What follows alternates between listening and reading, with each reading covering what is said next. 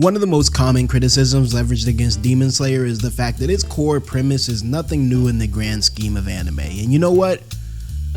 I have no notes. That is an entirely fair critique to have of this series. Demon Slayer is not the first, nor will it be the last anime to take a stab at the demon slaying swordsman archetype. And so today, ladies and gentlemen, I wanted to explore one of Demon Slayer's progenitors in this vast array of Slayer swordsman series. Damn, that shit's a tongue twister. Today, we're talking about the 1993 OVA from Studio Madhouse, Ninja Scroll.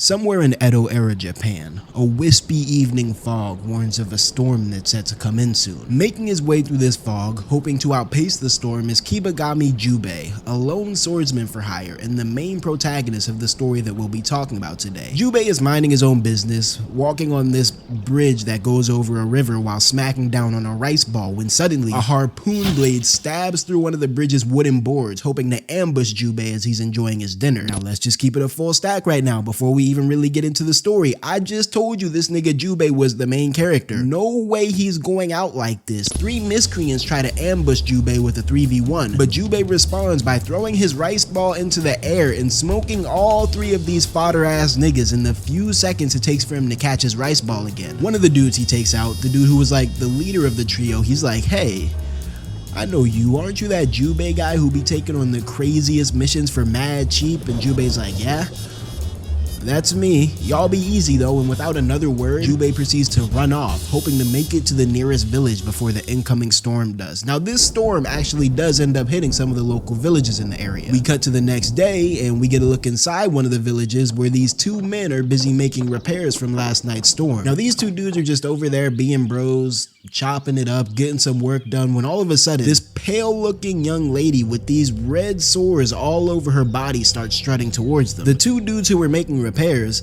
they actually recognize this girl. They're like, "Hold on, ain't that what's her name from down the street from the 𝙏𝙗 village?" And it's at this point that we find out that this woman is actually dead and her corpse is being controlled by this freakazoid who's out there hiding in the bushes somewhere. Once this freakazoid gets the woman's body close enough for the 2 men to hear her, he starts talking through the woman's body, basically telling the 2 men that a great evil has struck her village and that now everyone in her village is dead. She then proceeds to go limp as if she too had died right there on the spot. Word of this eerie occurrence spreads through the second village like wildfire, and within a few hours, everyone in this village is fleeing the scene because nobody wants to end up looking like the dead woman that they had all just seen die. We then cut to another village, a third village, and in this village we see a ninja reporting back to his master. The ninja explains to his master that his scout saw some suspicious figures leaving the 𝙏𝙗 village on the night before they all died. And the master, albeit hesitant at first, eventually orders this ninja to go with the rest of the village's ninja to go investigate the incident at the 𝙏𝙗 village. That night, the ninja gang is all gathered together, planning their trip to the 𝙏𝙗 village, when suddenly they get interrupted by the one female ninja in their village. You see, the gang was planning on leaving her out this mission,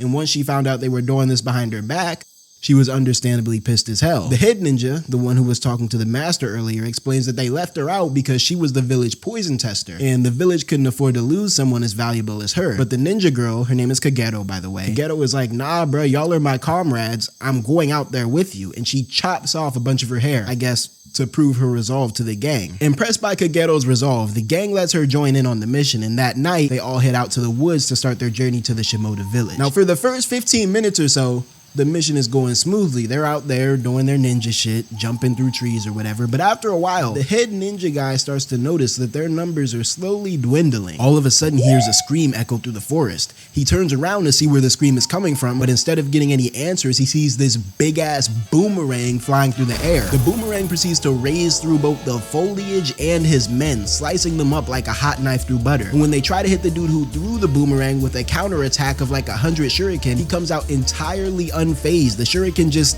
deflects off of his skin, which is seemingly made out of stone. After killing most of the ninja squad, the Rockman corners 𝙏𝙖𝙡 on some freak timing. He starts licking his lips, and at this point, you already know shit's about to get real ugly for 𝙏𝙖𝙡. The head ninja, you gotta respect it, the head ninja tries to save 𝙏𝙖𝙡. It doesn't work. He gets his arms ripped clean off his body, but shit, he tried. 𝙏𝙖𝙡, on the other hand, tries running away while the Rockman is busy cannibalizing the head ninja. But she doesn't get far before Rockman catches her again and carries her into this temple that's in the woods. Once again, on some Diddy timing. So 𝙏𝙖𝙡, Yeah, she's not in that great of a position right now. Hi, by the way. Facecam Teddy here. But personally, I find it ironic that 𝙏𝙖𝙡 isn't really in a great position, because you want to know who else isn't really in a great position right now? The Jujutsu Kaisen fandom. As a lot of y'all may know, the Jujutsu Kaisen manga has reached its conclusion as of last week, and let's just say that the fandom, they're having a hard time coping. Luckily for all the Jujutsu Kaisen fans out there, I come today bearing good news. I come bearing even more Jujutsu Kaisen content, because thanks to the sponsor of this video, Jujutsu Kaisen Fandom Parade, the fun is not yet over. You see, on my script, I wrote the fun is not yet over, but I don't know if I can bring myself to read that off the script. Jujutsu Kaisen Fandom Parade is the first officially licensed JJK game to ever drop. And as of right now, as of this very moment that you're watching this video, the game is currently available for pre-registration. In fact, like, y'all think I'm playing, bro? I practice what I preach, bro. You see the pre-registry. Oh, no, yep, there we go.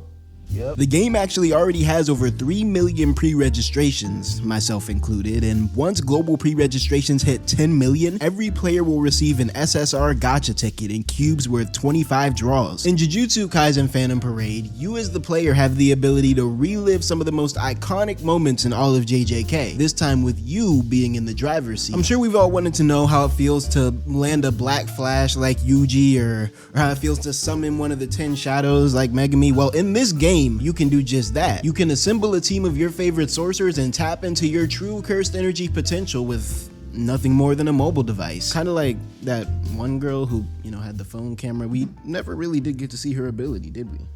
It's a shame. Maybe we'll get to see it in the game. You can even team up with friends for squad events and create your own Phantom Parade squad, and for every friend you invite to the game, you can win up to 1,100 extra cubes in your pocket. One of the great things about JJK Phantom Parade is how crazy the graphics are. When I play an anime game, graphics are one of my top priorities, because I mean, truth be told, bruh, it's an anime. Like, one of the main appeals of the genre is the graphics, is the visuals. JJK Phantom Parade definitely comes through with the graphics. I mean, if you look at the way that this game looks, it's absolutely amazing, and that's saying something when you consider how high the bar is with the JJK anime. Now, like I said earlier, you can register for this game now using the link in the description. I'd actually recommend you do pre-register sooner than later, because the game does have exclusive rewards that are only available for those who pre-register. So, like, I'll be getting my rewards. Y'all already seen I'm pre-registered. How about you? Thank you again to Jujutsu Kaisen Fandom Parade for sponsoring this video. And now back to the video. Now back to 𝙏𝙖𝙡 and to 𝙏𝙖, even though, I'm sure she'd rather not be in the position she's in, as I said earlier, but, oh well, 𝙏𝙖𝙡, on the other hand, tries running away while the Rockman is busy cannibalizing the head ninja, but she doesn't get far before Rockman catches her again and carries her into this temple that's in the woods. Once again, on some Diddy timing. But right as things started to reach the point where I was about to have to cut this movie the fuck off and watch Blue's Clues or some shit, the Rockman, whose name is 𝙏𝙖 by the way, hears a noise from the far corner of the room, and he looks over to see 𝙏𝙖 basking in the moonlight. I don't know why this nigga 𝙏𝙖 was so focused on looking hard as opposed to saving this woman who's literally... Niggas do anything to look mysterious, huh? But now that he's pissed off again from 𝙏𝙖 interrupting his affair, 𝙏𝙖 begins to turn back into stone, and he picks up his boomerang with the intention of murdering the wandering swordsman. 𝙏𝙖, on the other hand, he's playing it cool. He's like, oh, your skin can turn to stone? That's cool. Think fast though, and he beams a throwing knife right at the Rockman's eye. 𝙏𝙖𝙡 uses this intervention as her chance to escape, and she follows 𝙏𝙖 out the temple and back into the woods. 𝙏𝙖 starts to chase after the two of them with bloodlust in his eyes, and just blood because of the knife. But mid-chase, he gets cut off by this gentle-looking man who's busy sniffing flowers. Soft boy over here, whose name is Yorimaru, tells 𝙏𝙖 that they need to get back to their mission, and despite being reluctant to do so, 𝙏𝙖 kinda has to listen to Yorimaru since he has seniority over him within their villain group hierarchy. As the two of them walk off, we get a look at this old head who was up in the tree watching the whole affair go down. He's just up there thoughtfully stroking his beard, if you can even call that weak ass shit a beard. I guess I can't talk though, huh? Once they're sure that they've made their escape from Rockman, 𝙏𝙖 and 𝙏𝙖𝙡 briefly introduce themselves to one another before going their separate ways. 𝙏𝙖𝙡 runs a few yards until she's sure that 𝙏𝙖 isn't looking, before proceeding to have a mental breakdown on the spot, which, like, yeah, understandable. Later that night, 𝙏𝙖𝙡 goes back to the village to report the catastrophe that she just witnessed to the village leader. The village leader, this nigga is crazy, bro. He's literally over there beating down Cheeks in backshot mode, entirely uncensored, while 𝙏𝙖𝙡 is reporting to him that like 40 of his men died. When he hears that all of his men got slaughtered by one man, the leader stops thrusting for a second. He's like, damn, all 20 of y'all? 𝙏𝙖𝙡's like, yeah. The village leader's like, damn, you niggas suck. Well, job's not finished, so get back out there, I guess. And 𝙏𝙖𝙡, rather peeved that she's being sent back out on a death mission, has no choice but to follow her master's orders and get back out there. Village leader then proceeds to continue beating down Cheeks as if nothing happened. Absolutely crazy scene, perhaps the craziest in the entire movie. We then cut back to our boy 𝙏𝙖. He's off doing his usual wandering, making his way out the village that he just spent the past day or so in, when suddenly 𝙏𝙖 jumps this nigga, grabbing him through the wall and decking bro dead in his shit with a hardened fist. 𝙏𝙖, having essentially just been hit by a boulder at full force, is now unable to move, and so 𝙏𝙖, taking advantage of his incapacitated foe, comes and grabs 𝙏𝙖 up before proceeding to give this man the craziest body shots I've ever seen in my life, bro. Eventually, after he's gotten his fill of body blows, Rockman drops 𝙏𝙖 onto the ground, and 𝙏𝙖, once again trying to play it cool, he's like, alright, you got me, so now we're even. Why don't we just both go our separate ways? 𝙏𝙖 is still mad about the events of earlier though, and so he's like, nah bro, we're not going our separate ways until one of us is dead. 𝙏𝙖 is like, word?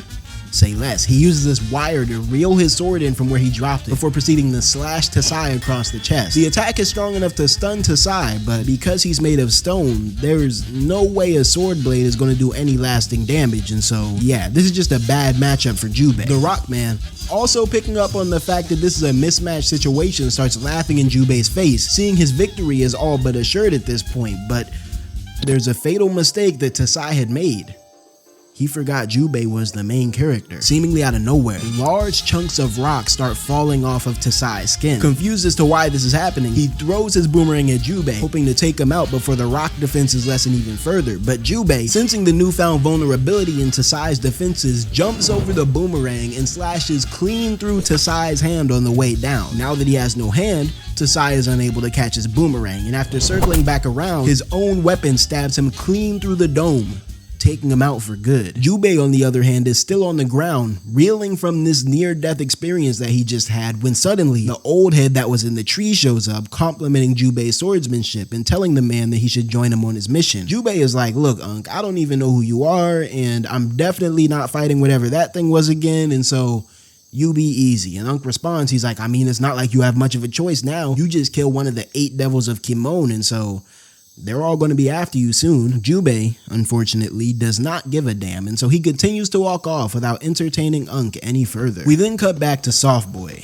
𝙏𝙖𝙡. He's ducked away in a hidden base somewhere, and he's delivering a message to like the main villain boss via this long wire that extends all the way across the woods and into the boss's hideout. 𝙏𝙖𝙡's ability is that he can manipulate and do all sorts of cool magic with these wires, like, for example, having this telephone call that he's having with the boss long before telephones ever existed. Anywho, after reporting to the boss that everything is going as planned, the third devil of Kimon, a woman named 𝙏𝙗, comes up behind 𝙏𝙖𝙡, trying to seduce him. The thing is though, 𝙏𝙖𝙡 is canonically gay. He be letting the boss, you know what I'm saying? 𝙏𝙗, a bit salty that 𝙏𝙖𝙡 had just brushed her off, decides to be messy and reveal to 𝙏𝙖𝙡 that lately the boss had been tapping another one of their teammates, a woman named 𝙏𝙖𝙡. And so before we go any further, let's just do a cursory review of this love quadrilateral, just so that we can get a feel for how insanely dysfunctional this villain group is. So we got 𝙏𝙗. 𝙏𝙗 wants to get with 𝙏𝙖𝙡, but 𝙏𝙖𝙡, who likes men, would rather be with the boss. The boss, who apparently likes both men and women, has been with 𝙏𝙖𝙡, but he prefers to be with another one of their teammates, 𝙏𝙖𝙡. Now,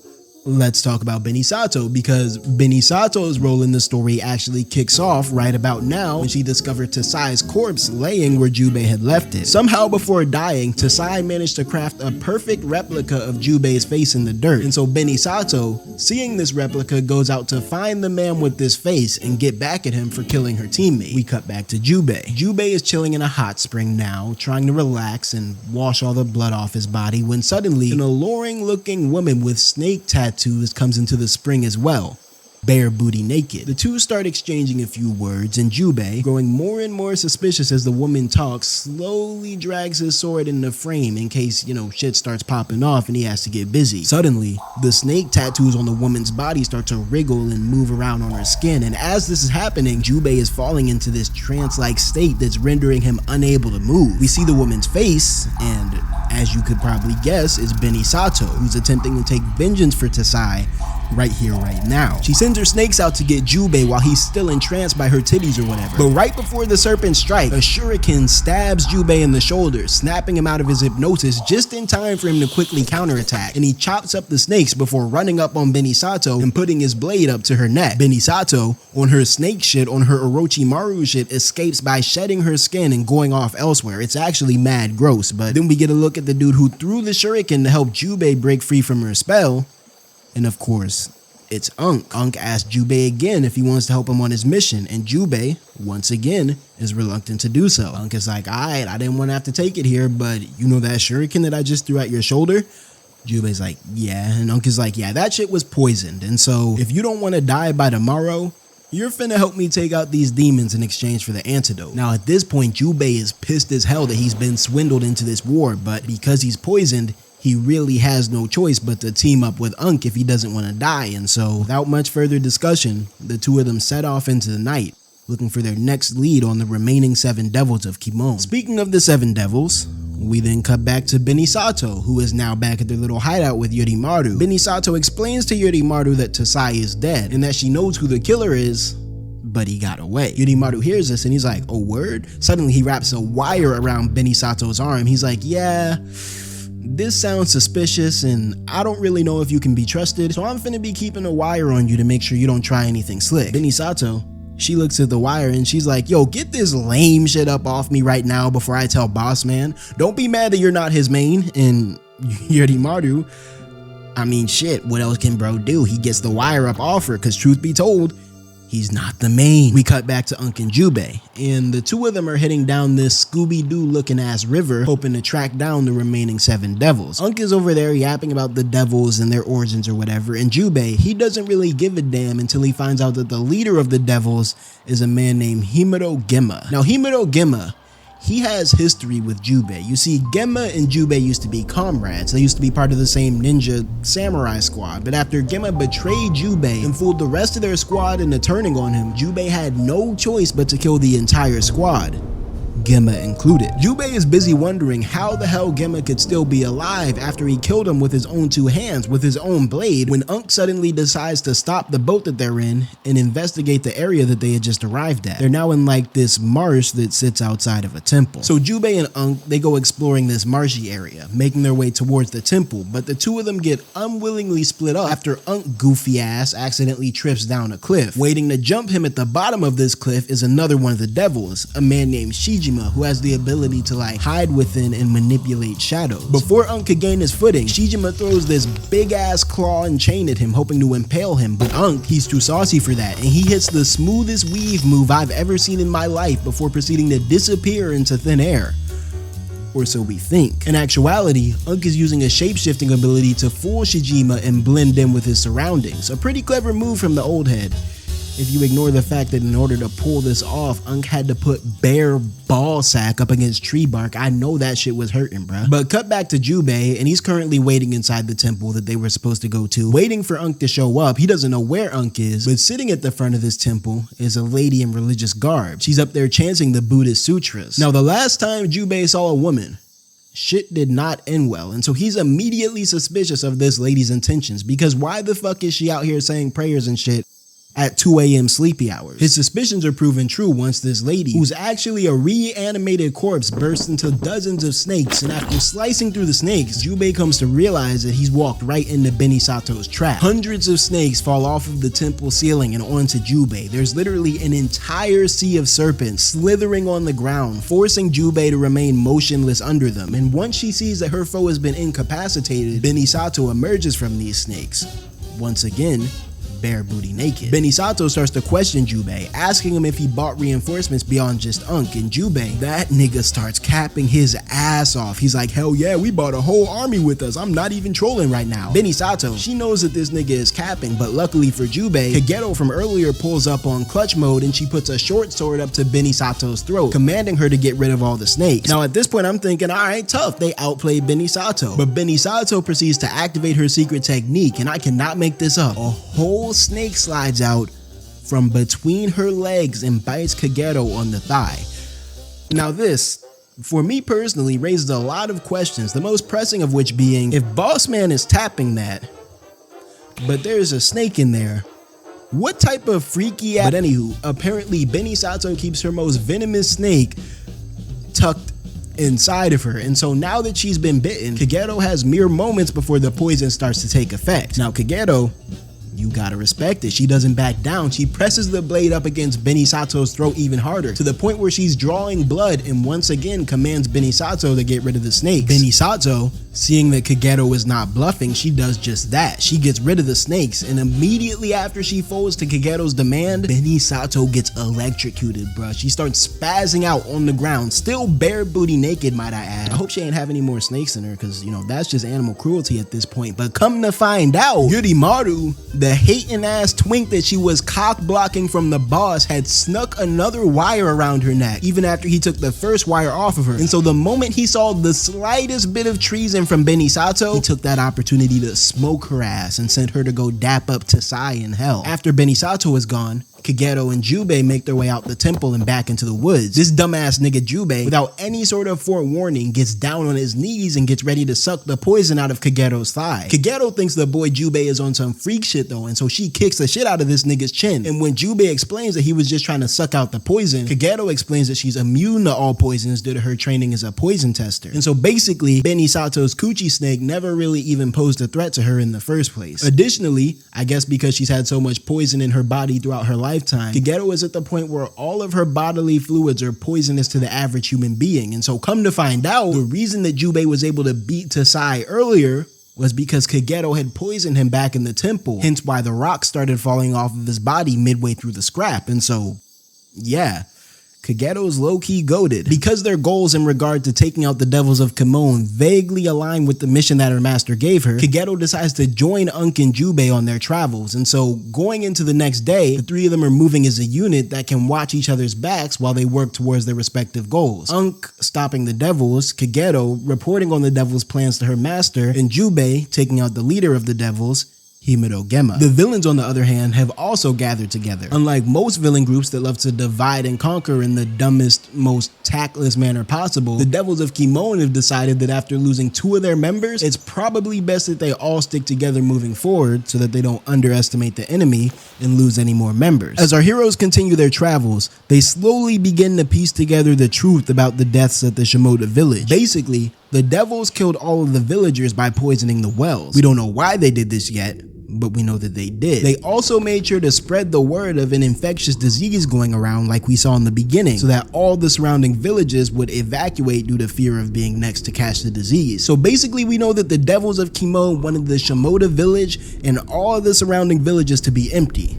We just don't fully know the reason why yet. As our trio is resting in this abandoned house trying to get their bearings together, 3 wasps fly into the house and look around for a few seconds before flying back in the direction from which they came. Turns out, these wasps were scout wasps scouting on behalf of the devils themselves, more specifically a devil named Mushizo, who has the ability to communicate with these wasps. As 𝙏𝙖 is looking out along the horizon, keeping watch while 𝙏 and 𝙏𝙏 are inside resting, he notices a thick black cloud rapidly approaching them from a distance, and upon further inspection, it becomes clear that this cloud is actually an army of wasps that's coming straight for them. Now that nigga 𝙏, yo, 𝙏 is a hoe low-key, bruh. That nigga 𝙏 gets right to moving, and 𝙏𝙏 and 𝙏𝙖 aren't that far behind. After realizing that there's no way they can outrun these wasps long-term, my goat 𝙏𝙏 turns around to face them, using a technique involving flower petals and pollen to stall the insects and make them fall asleep. As 𝙏𝙏 is holding them off, 𝙏𝙖 spots Mushizo, the wasp leader, and so he chases him in an effort to get him to stop the wasps. Eventually, 𝙏𝙖 corners Mushizo inside like this water tower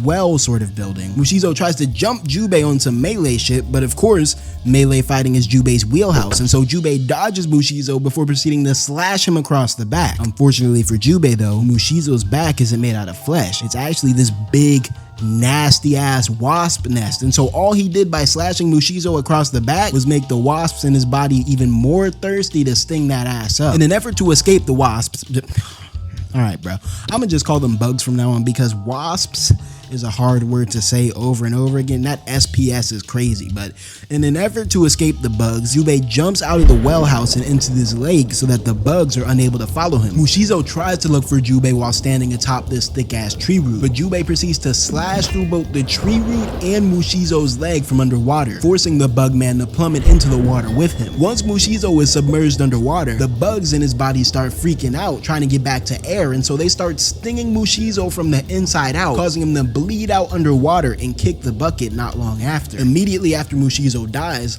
all the bugs, including the ones that were attacking 𝙏𝙖𝙡 and Kageto, stop caring about their directive to kill the trio, and so without any further hostility, all the bugs go off to do whatever those godforsaken bugs do when they're not stinging the shit out of niggas. I don't know what the fuck a wasp does in his spare time. Plot? Plan? Be evil? Like, come on, bro. Now, after the whole wasp incident is over, 𝙏𝙖𝙡 decides that it's too risky to travel with Kageto and Jubei, and so for the time being, he goes off on his own, deciding that they can all regroup once they reach the 𝙏𝙗𝙡 village. After 𝙏𝙡 leaves them, Jubei and Kageto have somewhat of a heart-to-heart, like, at least as close as you can get to a heart-to-heart when you're dealing with two ninja tsunderes. Jubei explains his predicament, the fact that 𝙏𝙡 had poisoned him, his beef with 𝙏𝙗𝙡, and so on and so forth, but as he goes to continue his journey to the 𝙏𝙗𝙡 village, he doubles over, bleeding out of his mouth. The poison that 𝙏𝙡 had laced him with is starting to take effect, and he'll probably be dead by the end of the day if 𝙏𝙡 doesn't slide him that antidote. Despite his less than optimal condition though, Jubei has no choice but to keep moving forward, and so him and Kageto make their way up this mountain in hopes of getting a better view on where they need to go. As they're scaling this mountain, Kageto notices a corpse staggering along in the distance, and upon further inspection, she realizes that this corpse is the corpse of Hansa, the ninja who was in charge of her ninja group the night prior, and the man who had laid down his life in an attempt to save her from Tasai. In a moment of weakness, Kageto folds and goes up to the corpse, but as she looks at the man's face, she notices 1,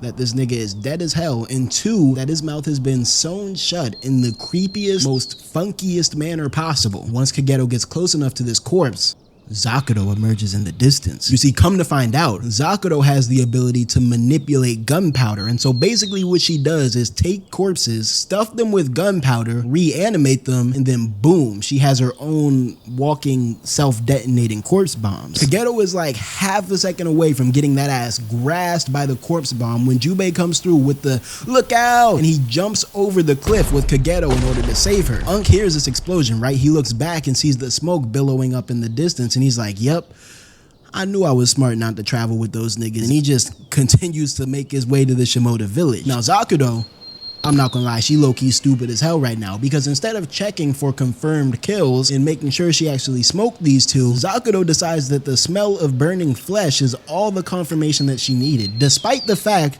that the bomb itself, being a human body, would produce the smell of burning flesh. And so without any further confirmation, the woman just walks off, assuming that her duty is complete. Meanwhile, on the edge of the cliff, Jubei and Kageto are on their anime plot armor shit, on their survive at all cost shit, and after a bit more tsundere bickering, they make their way back up the cliff and onto the surface that Jubei had pushed them off of. Kageto makes it up to the surface first, and when Jubei finally makes it up behind her, he sees Kageto looking forward with a concerned expression on her face. Come to find out, one of the devils of Kimon was up there waiting for his squabble. I guess he was sent there to like sweep the area and double check behind 𝙏𝙗𝙡, but this right here is 𝙏𝙗𝙡 Mujuro. He is the only devil of Kimon within this video that gives these two a fair fade, in the sense that he doesn't try to jump them in any way, shape, or form when he could have easily just let them fall down the cliff. And so how do our two heroes repay him? They do everything within their power to make this fight as unfair as possible. Mujuro, I'm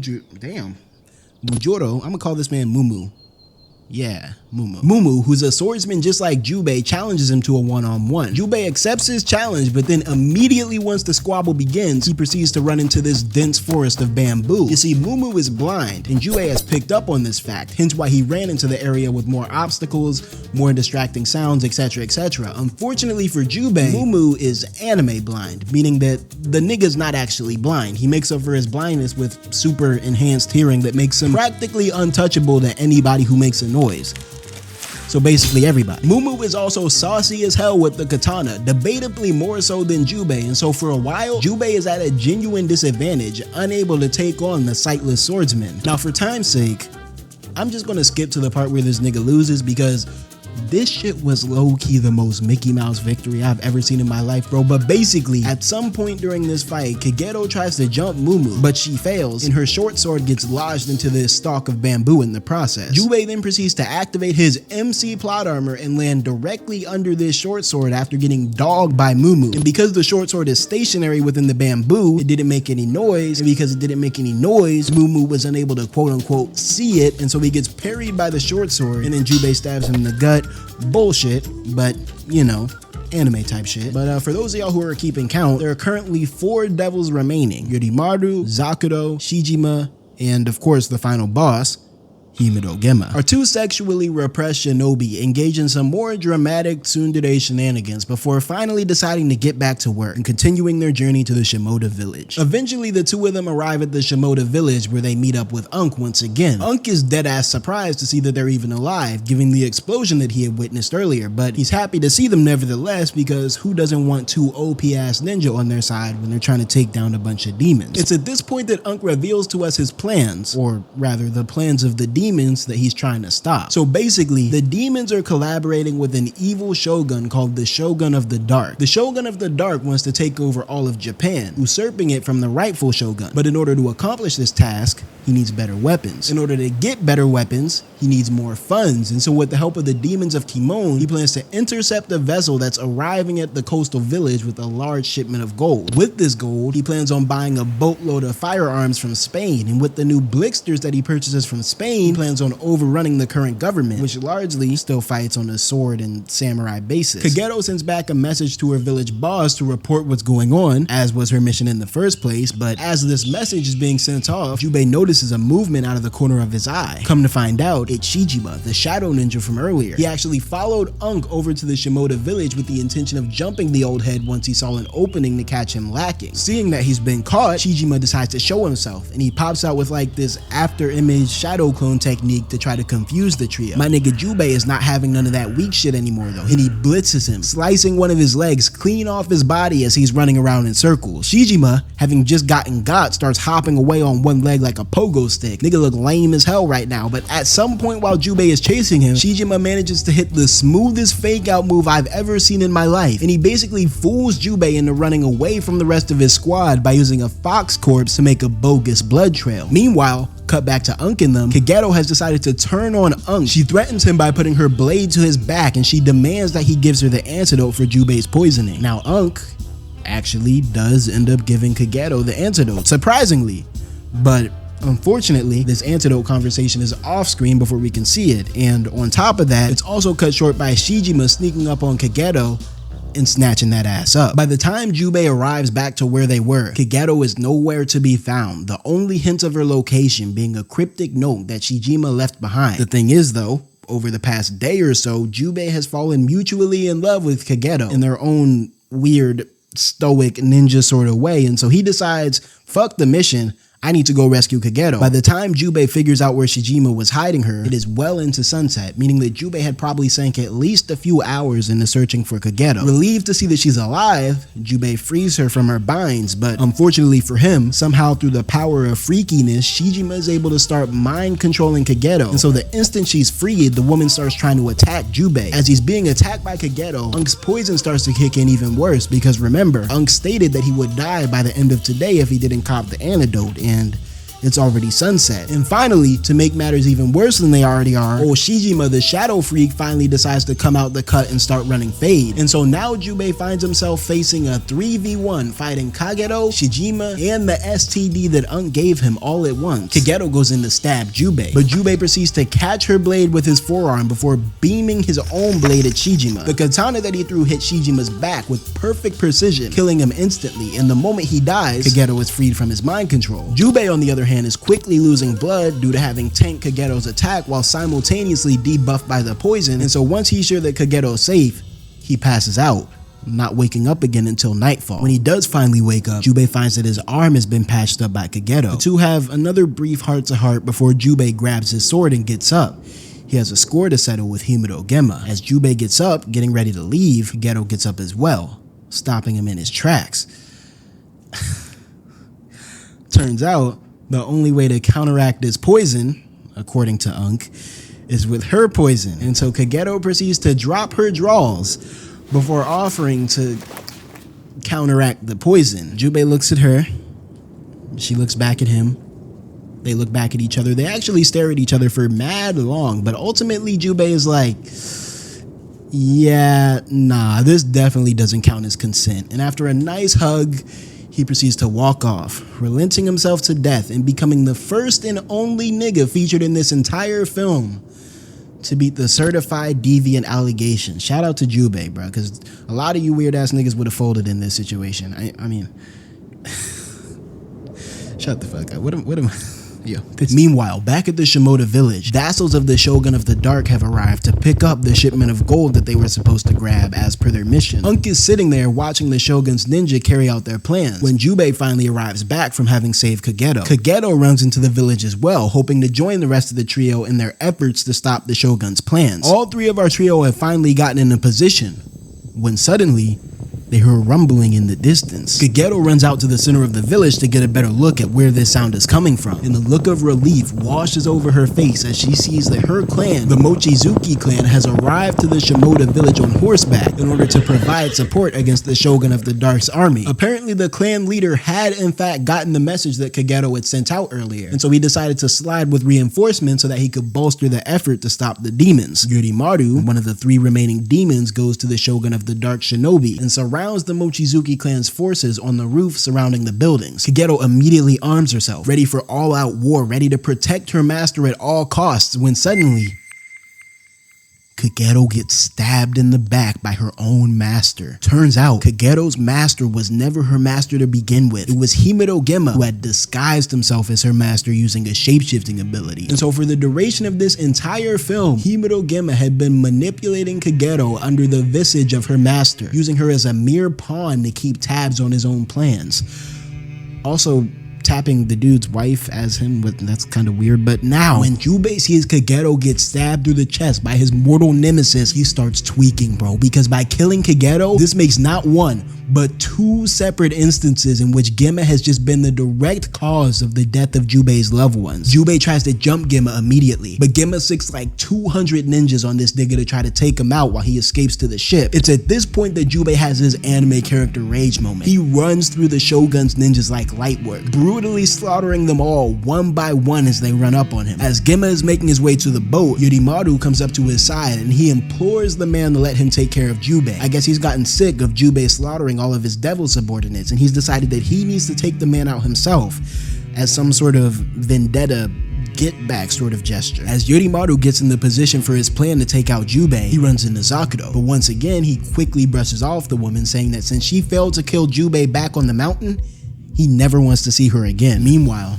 𝙏𝙏 has gotten onto the boat and is introducing himself to the Shogun's retainers. Obviously, the Shogun himself wasn't about to pop out for such a dangerous mission, and so he sent this dude with a pimple on his head to be his contact with 𝙏𝙏 on his behalf. As 𝙏𝙏 and the Shogun's retainer are exchanging formalities, 𝙏𝙀 sneaks onto the boat himself, seeing as though 𝙏𝙖 is a bit too occupied committing mass murder to be the one to sink the ship right now. After slaying the last of the ninja, 𝙏𝙖 makes his way into the building that he was standing on top of, sensing Yurimaru's presence within the building. He's sneaking around looking for Yurimaru within this building when suddenly a string wraps around his neck and Yurimaru hangs him from one of the building supports. As Jubei is suffocating, Yurimaru proceeds to send an electric current up the string, strong enough to torture Jubei, but not strong enough to kill him. Now, if Yurimaru was smart and he didn't play with his food right here, it would have been wraps. He probably would have been able to take Jubei off the map right here, right now. But Yurimaru, blinded by his vendetta against Jubei, decided to waste time yapping at his foe, as villains tend to do, to be fair. As Yurimaru is continuing to yap and torture Jubei, he notices a rat come from around these boxes in the corner, and surrounding these boxes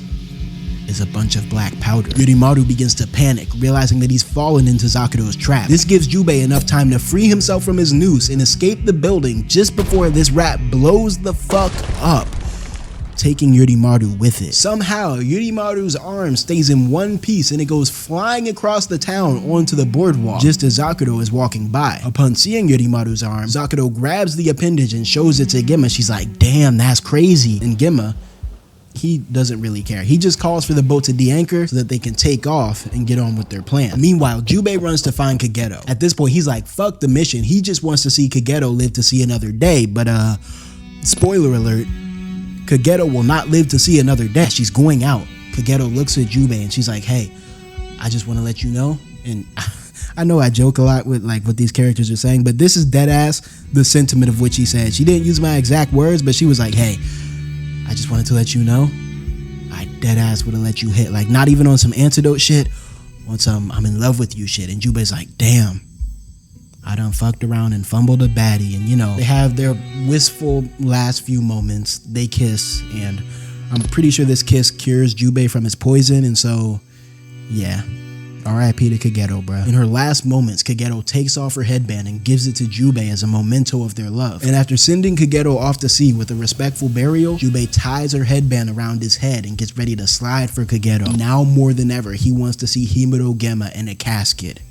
For real this time. With one last look at Kageto as she floats off onto the horizon, Jubei takes off on his horse that he apparently found somewhere, and he makes his way over to the cargo ship that started to take off to sea. Now, you know a nigga is on some whole other shit when he rides his horse into the water like that shit's a jet ski. Gemma, on the other hand, is up on the top floor of the boat speaking to the Shogun of the Dark's retainer, and it's at this point that he starts to enact his true plan, killing the retainer so that he can seize all the gold for himself, which he will then use to fund his own Japan conquest mission. As all this is going down, Unk is on the bottom level of the boat where they're storing all the gold, and his big greedy ass can't help but get a look at the goods, which in turn opens him up to getting snuck by Zakudo, who had also made her way down to the lower level of the boat as well. Now Unk, he actually has a pretty solid strategy. He throws his gourd at Zakudo, and Zakudo proceeds to slice the gourd in half with a kunai, which actually causes her to get splashed by a bunch of oil that Unk was storing within the gourd. From here, Unk's plan was to set the flammable oil ablaze with his candle, therefore immolating Zakudo, who presumably has a lot of gunpowder on her. But unfortunately for Unk, Zakudo is quick-witted and she manages to put out the flame with her kunai before he can light the oil. Unfortunately for Zakudo though, Jubei ass was right there watching this whole scrap the whole time, and the moment he sees an opening, he lights the oil on fire, therefore turning the gunpowder lady into a human bomb with enough power to start to sink the ship. Himuro Gemma, up on the top floor of the ship, he hears this explosion go off and he's like, yo, I don't know what's going on down there, but I'm not about to let this plan fail now. Not after I've come this far. And so he orders all of his men to abandon ship as he makes his way down to the bottom of the boat for his fated fight with his longtime nemesis. The moment these two see each other, it's on sight. The wandering swordsman versus the immortal brawler. Gemma takes an early lead since he has the physical advantage over Jubei. He breaks this nigga's arm in half, he pins this nigga up against the wall and starts hitting him with like a 30-piece combo. That shit is actually insane, bro. But you see, Jubei got that good old main character plot armor, and so by using the same sword on the string trick that he used on Tasai, Jubei manages to grab his sword again and lob off Gemma's arm. Now 9 times out of 10, slicing your opponent's arm clean off their body will put them down for the count, but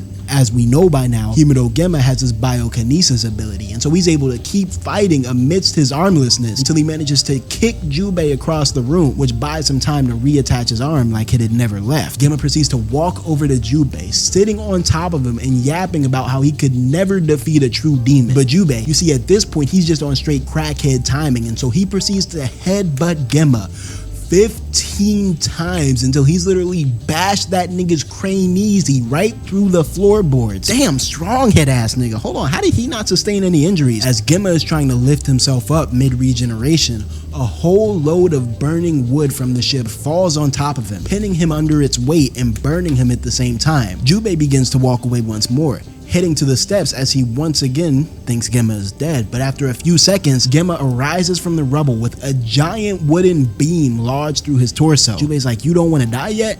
Bet. And he charges 𝙏𝙖𝙡, slashing 𝙏𝙖𝙡 all the way up his torso and through his dome. Now that his brain's been cut, 𝙏𝙖𝙡 takes a bit longer than usual to regenerate, and as this delayed regeneration is occurring, a massive wave of molten gold comes sweeping through the floor of the ship, and this wave of gold proceeds to envelop 𝙏𝙖𝙡 as he's attempting to regenerate, turning him into this human, demon, gold statue sort of thing. I'm not gonna lie, that shit sounds torturous. 𝙏𝙖𝙡 tries to latch on to 𝙏𝙖𝙡 as he's making his escape up from the bottom floor of the ship, but with one last slice to the arm, 𝙏𝙖𝙡 sends 𝙏𝙖𝙡 falling back into the liquid gold, right as the boat itself starts going under. We get one last look at 𝙏𝙖𝙡 Goldma as he's sinking to the bottom of the ocean with like $800 million worth of gold ingots surrounding him. And like, I don't fully know how 𝙏𝙖𝙡's regeneration works, but I'd like to think that he's now destined to live a long, torturous life of constant suffocation at the bottom of the ocean, eternally regenerating as the sweet release of death constantly escapes him. We cut to one last convo between 𝙏𝙡 and 𝙏𝙖𝙡. 𝙏𝙡 offers to compensate 𝙏𝙖𝙡 for his efforts, but 𝙏𝙖𝙡 declines before proceeding to slice 𝙏𝙡's sleeve, causing a gold ingot that he was hiding to slip out and fall into the ocean. That is some hating ass shit right there if I've ever seen it. But the last we see of 𝙏𝙖𝙡, he's simply walking off, back to being a wandering swordsman with nothing to his name but his sword and Kagero's headband.